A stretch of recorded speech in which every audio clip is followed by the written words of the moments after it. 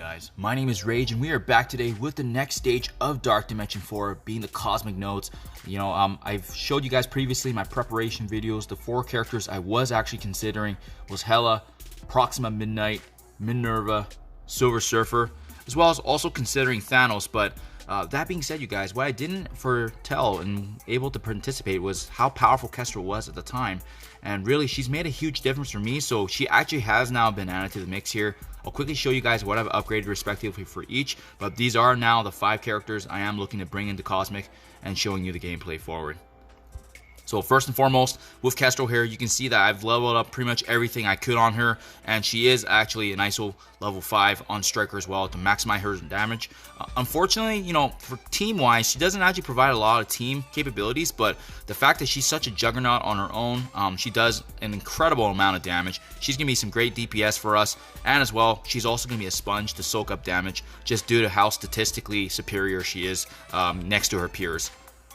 Next, we do have Hela, and the main reason I'm bringing her on board is because I've utilized her already in Dark Dimension 2 and Dark Dimension 3, and her synergizing with Minerva is extremely useful, especially when you get that off chance to summon an extra Greg. So for her, she's going to be there to really spread negative conditions, as you can see by the T4 of her ultimate here. Also, Greg soaking up damage, we're going to fully utilize that. She's got a great useful special ability to also disrupt and prevent the enemy from being able to get positive buffs. And for her ISO 8, it is going to be a level 5 Raider here used. Next, providing support for our team is going to be Proxima Midnight. I utilized her a great deal in Dark Dimension 3, synergizing with Thanos. She's got offense down, she's got a handy stun that also decreases the turn meter. And on top of that, she's going to be just a great character to really well round our team off. You can see with her, she does have the Skirmisher level 5 there to allow the to allow the vulnerability to be applied, and then maximizing our Striker ISO 8 characters.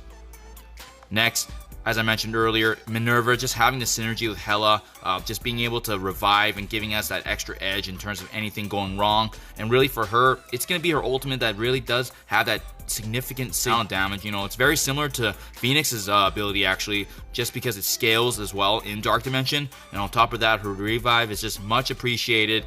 And as well, I did T4 her passive here because upon an enemy death, you can see that the fill up the speed bar is actually much appreciated, especially if it's the Gregs that are actually falling, and that increases her turn meter overall. And last but not least, synergizing with the new meta here, with Kestrel being Silver Surfer. And Silver Surfer was a great lock for me because, first and foremost, he's got an ability block, he's got disruption, he's got great statistics overall. So, he's just going to well round our team. And on top of that, I love the fact that his basic can also transfer negative conditions. So even if he's stricken, we're going to take that away from him and actually apply it to our enemy. And on top of that, he's also able to actually copy positive buffs. So, just a well-rounded character overall, especially, got me salivating when I just think about that ability block and then synergizing with Hela, spreading the ability block across all the enemies. So that's really going to be the combination of the 5 characters I've planned to use. So with that being said, let's dive right into the gameplay. Placement wise, I did separate Proxima Midnight and Minerva to opposite corners, as those two tend to be the areas that get attacked the least.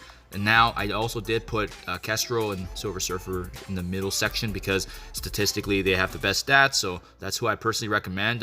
Keep in mind, generally the guys that are in the middle of our roster, they do get attacked by more so often than not, just due to the fact that there's chain attacks. So at the beginning here, you guys, I do need to recommend once again Dutch Rudder's guide that I am following, and I love his guide because he really does try to highlight which characters we should be focusing in the beginning of this wave. So you're going to see in the beginning here, the 3 that we want to kind of keep an eye on is going to be Emma Frost, Blob, as well as Strife. And personally, the big thing on our team is that, when we have the ability block, we can actually prevent, key characters such as Magneto from getting his ultimate to actually blind us. So that's actually what I do out there, as you can see. By doing that, he's not going to prevent us from actually being able to blind. And on top of that, now, the very beginning, I do recommend aiming for Magneto because, you know, with him being the key character in this beginning cluster, I know I am doing this a little different from what Dutch Red recommended, but personally, I don't want to be blinded. And on top of that, you can see how squishy Magneto is. So I do actually take him down as my first target, despite the what you guys might think. On top of that, Emma Frost is going to be the character that generally I would leave for last, and I do recommend her going last because she's got her, you know, her diamond armor as well as strong resistances, as well as being able to blind. But overall, she doesn't actually do a lot of damage, so that's why we do want to keep an eye on the other characters that do have that supportive damage role. So the biggest thing is definitely, as you saw there, Proxima Midnight landing her offense down. And now at this point, I do recommend, and actually, you know, as I mentioned earlier, focusing on characters such as Blob because, you know, for him, he can copy positive buffs. He does do actually quite a bit of damage. He's just pesky overall to deal with. So I do recommend taking him down, and as well as Strife. And really the Namors just do damage, but overall they're not really a big concern, so as long as we either have a stun or some sort of slow on them and making sure that, you know, obviously they don't wipe us out with their damage. But fortunately with us, we do have the nice cushion with Minerva. If anybody does go down, we have the revive. So again, I think Dutch actually recommended taking down Emma Frost, but just given how tanky she is, I don't recommend it. Personally, you can see right there, Hela did fall, and I was trying to actually get the double Greg there going on. And how that actually happens is generally if you can get Hela to fall while there's another Greg and she comes back with Minerva's revive, then there actually can be multiple Gregs. So as you can see there, I do finish off Blob.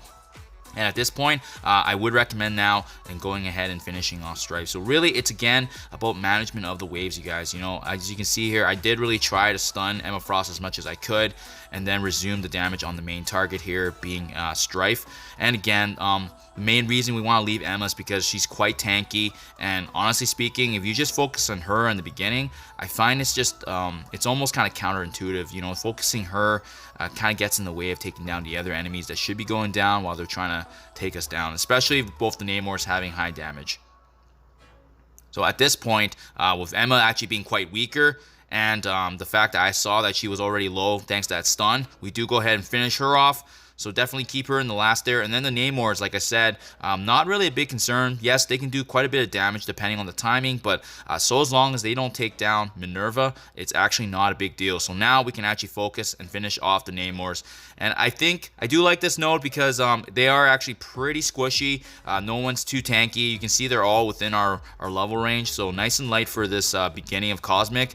And you can even see it's going pretty quick. Generally by now I would actually cut out a lot of footage, but you can see I'm just showing you guys the raw footage here, nothing edited just yet. So I mean, it gives you a sense that this is going to be a pretty quick node for most people, but really it's going to be management of those waves. Like I said, Blob, Strife, keeping Emma Frost under bay until both those other two fall, and then you can actually focus. So now with this next cluster of Negasonic, Hulk, X-23, who can repeat her ultimate, we got another Hulk and Negasonic, as well as a Domino. So really a mixture of the X-Force, really essentially with two Hulks. That being said, the key target for this one is going to be X-23. She actually has her ultimate that can constantly repeat. So that's the key reason why if you can ability block her, spread the ability block with Hela, that's actually ideal. But, you know, we didn't get that chance, so we are just focusing X-23 from the get-go.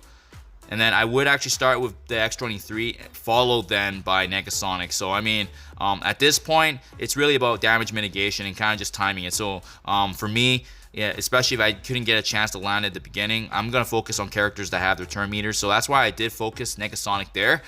Just being the fact that she has her turn coming up.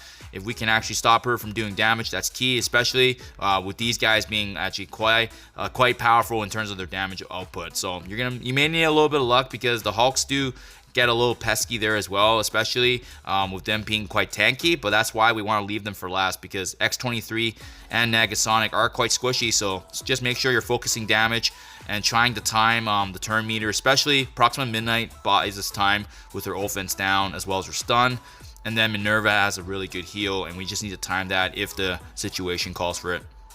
So now, seeing this great opportunity here, we do see that, you know, Negasonic has the ability block. So this is exactly what I'm talking about, as mentioned earlier. We can actually spread that now thanks to Silver Surfer placing it on her. So now we can go ahead and finish off and focus on Negasonic.